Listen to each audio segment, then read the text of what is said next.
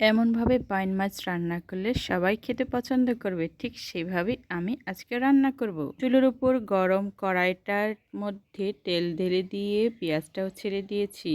এতগুলো পেঁয়াজ দেওয়ার কারণটা হচ্ছে আমি আজকে বাইন মাছগুলো কষা কষা ভুনা করব। মাছগুলো ভুনা ঝাল ঝাল কষা কষা করার জন্য অবশ্যই বেশি করে পেঁয়াজ কুচি প্রয়োজন আছে, সবারই জানা কথা। কারণ ভুনা খাবার খেতে হলে অবশ্যই একটু পেঁয়াজের পরিমাণটা বেশি দিতে হয়।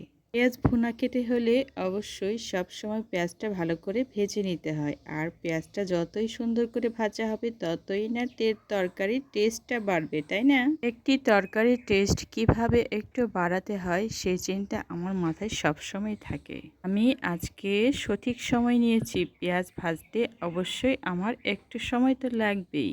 এই ভুনা তরকারি গরম ভাতের সাথে খেতে খুব ভালো লাগে, আর এতটাই ভালো লাগে আরও বেশি খেয়ে নেবেন আপনিও। আজকে এতটাই মজাদার আর এতটাই চাটনি করে রান্না করব না, সবারই খেতে ইচ্ছে করবে। আমার পরিবারের সদস্যরা খুব পছন্দ করে এই বাইন মাছের রেসিপিটা। আজকে সবাইকে বলেছি আজকে সবার জন্য স্পেশাল রান্না থাকবে, আর এতটাই স্পেশাল হবে আমার রান্নার পাতিলে কোনো ভাতই থাকবে না আজকে। এতটাই মজাদার করে রান্না করব না, সবাই বলবে আরও খাবো আরও খাবো। এই চিন্তা নিয়ে আজকে আমার রেসিপিটা শুরু করেছি। ততক্ষণ যে চিন্তা করেছি কি রান্না করব, লাস্টে আমি ভাবলাম টাটকা যেহেতু মাছ নিয়ে আসছে, তাও কি নদীর বাইন মাছ, এই রান্নাটা আমি আজকে করেই ফেলি আর বন্ধুদের সাথে শেয়ারও করি। আর প্রিয় বন্ধুরা সবসময় নতুন কিছু দেখতে ভালোবাসে আর নতুন কিছুর টেস্ট নিতে ভালোবাসে, তাই আমি সেই চিন্তা থেকে আজকের এই রেসিপিটা করেছি। আজকের এই রেসিপিটার জন্য আমি কিছু মশলাও নিয়েছি। এই মশলাগুলো একটু অন্যরকম, অন্যান্য দিনের থেকে আলাদা। পেঁয়াজগুলো যেহেতু ভাজতে একটু সময় লাগছে, আমি ভাবলাম একটু তেলটাও দিয়ে দিই। তেলটা অলরেডি দিয়ে দিয়েছি, কারণ পেঁয়াজটা একটু ভাজা ভাজা সুন্দর হলে আমার রান্নাটাও সুন্দর হবে।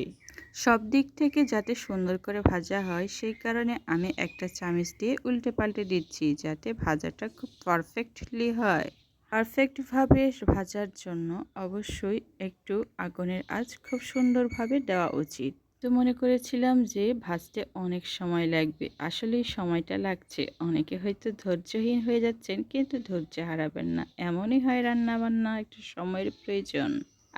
অনেক আগে ভালো করে পেঁয়াজটা ভাজা না হতেই আমি রান্না চড়িয়ে দিতাম, কিন্তু তরকারির টেস্ট একটু আলাদা হতো। আর এখন অনেকটাই বুঝে গেছি রান্না সম্পর্কে। একটি পারফেক্ট রেসিপি তৈরি করার জন্য অবশ্যই পেঁয়াজের প্রাথমিক অংশটাই ভালো করে শুরু করা প্রয়োজন। এই অংশটা যদি ভালোভাবে করা যায় না, পরবর্তী ধাপগুলো খুব সুন্দর। সবার অনুমতি নিয়ে যেহেতু এই মাছটা আজকে রান্না করছি, তাহলে আমার ইচ্ছেটাও খুব বেশি যে সবার জন্য আমি টেস্টি উপহারটা অবশ্যই দেব। বলছিল মামা তোমার এই রান্নার টেস্টটা না সত্যি অসাধারণ, কারণ এই মাছের টেস্টটা অন্যান্য মাছের তুলনায় একেবারেই আলাদা। মাছটা আমার অনেকটাই ভাজা ভাজা হয়ে গেছে। আমি হলুদ আর মরিচের গুঁড়ো একটু পানিতে মিক্স করে আমি ভাজা পেঁয়াজের মধ্যে দিয়ে দিয়েছি। অল্প একটু পানিটাও যোগ করেছি, কারণ অল্প একটু পানিটা দিলে পেঁয়াজটা তাড়াতাড়ি গুলতে সাহায্য করবে। অনেক সময় হয় কি ইচ্ছে থাকা সত্ত্বেও আমি খুব তাড়াতাড়ি করতে পারি না, কারণ রান্না একটি ধৈর্যের জিনিস, আর ধৈর্য হচ্ছে একটি শিল্প। আমি মনে করি সব সময় এটা একটু সময় নিয়ে করতে হয়। পেঁয়াজ, লবণ, হলুদ আর একটু মরিচের গুঁড়ো দিয়ে আমি ভালো করে যেগুলো ভেজে নিচ্ছি, তার মধ্যে মাছটাও ছেড়ে দিয়েছি।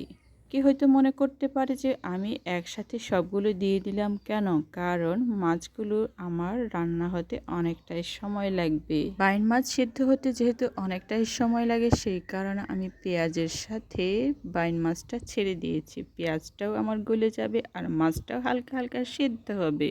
এভাবে আমি নেড়েচেড়ে আমার সবজিগুলো রেডি করছি, আর ভাবছি একটু ঢাকনাটা দিলে সব কিছু একসাথে সেদ্ধটা তাড়াতাড়ি হবে। রান্না করার সময় সব সময় একটু ধৈর্যের সাথে ঢাকনাটা দিয়ে দিতে হয়, কারণ যত তাড়াতাড়ি ঢাকনাটা দেওয়া যায় না, ততই তাড়াতাড়ি সবজি বা মাছ মাংস সব কিছু খুব সুন্দর করে সিদ্ধ হয়। ফুটানাঙ্ক বা বুদবুদ তাড়াতাড়ি হওয়ার কারণে আমার সবজিটাও তাড়াতাড়ি রান্নার পর্বটাও শেষ হয়ে যায়। এটা কিন্তু খুবই ভালো একটা পদ্ধতি, ঢাকনাটা দিলে যে সবজিটা তাড়াতাড়ি সিদ্ধ হয়, খুবই একটা ভালো একটা দিক।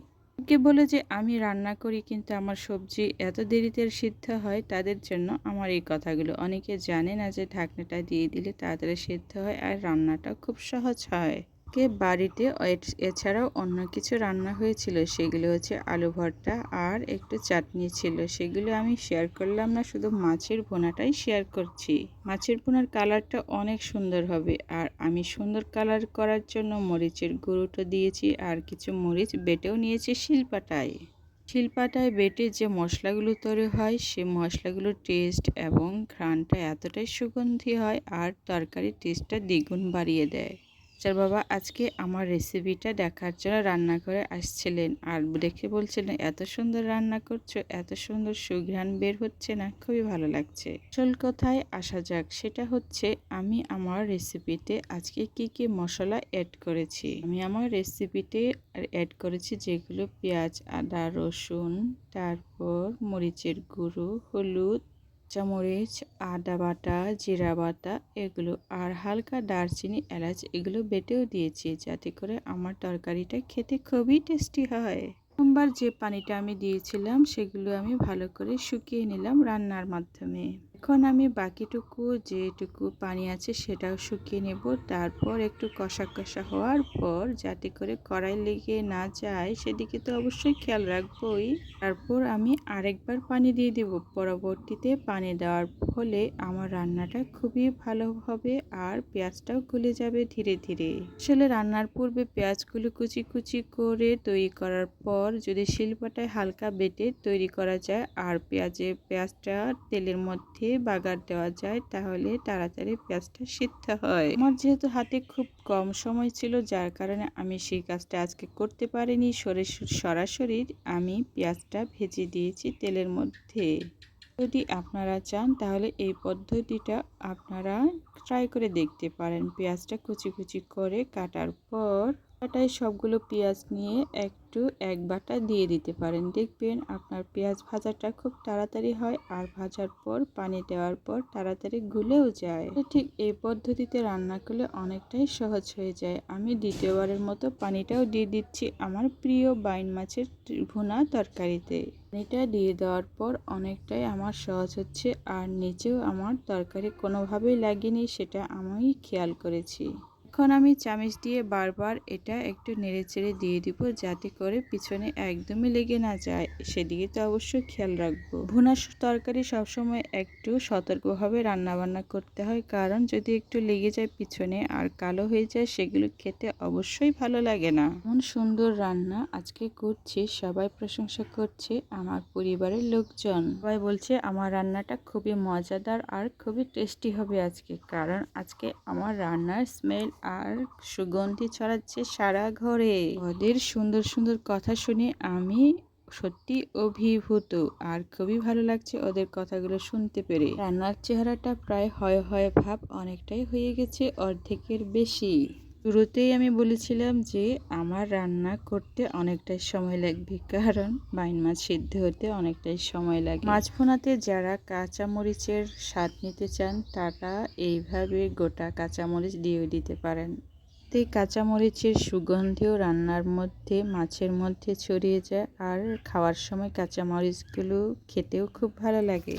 অনেকে হয়তো এইভাবে রান্নাতে মরিচ দেওয়া অনেকে জানেই না, কিন্তু তাদের জন্য আমার এই সুন্দর টিপস। ডাইরেক্ট কাঁচামরিচ খেলে না কেমন যেন অন্যরকম হয়, আর এইভাবে কাঁচামরিচটা রান্নার পূর্বে কিছুটা দিয়ে দিলে না খেতে খুব টেস্ট লাগে। এটা আমি বরাবরই যখন আমার কাঁচামরিচ খাওয়ার একটু শখ লাগে তখনই আমি দিয়ে থাকি। আর রান্নাঘরে আপনারাও এই স্টাইলে রান্না করতে পারেন, খুবই মজা করে। প্রতিদিন আমরা কত ধরনের মুখরোচক খাবার খেয়ে থাকি, আর এই মুখরোচক খাবারগুলো কিন্তু এই শুকনো মরিচ, কাঁচামরিচ, হলুদ, লবণ এগুলো টেস্টি হয়ে থাকে। রান্নাঘরে আমাদের পরিবারের ভালোবাসা, যত্ন সবকিছু একটি সুন্দর এই রান্নাঘরেই থাকে। রান্নাঘরের রান্নাগুলো যদি সুন্দর আর সুস্বাস্থ্য হয় না, পরিবারের ভালোবাসাটাও অনেক সুন্দর অটুট থাকে আর সযত্নে লালন করা থাকে। পরিবারের সবার সুস্বাস্থ্য নিশ্চিত থাকে আমাদের এই সবারই প্রত্যেকেরই এই ছোট্ট রান্নাঘরে। আমার রান্নাটা অনেকটাই শেষ হয়ে গেছে এখন, তার মানে আমার রান্না অলরেডি হয়ে গেছে। এখন আজকে এই পর্যন্ত আমার এই ঝাল ঝাল বাইন মাছের ভুনা রেসিপি।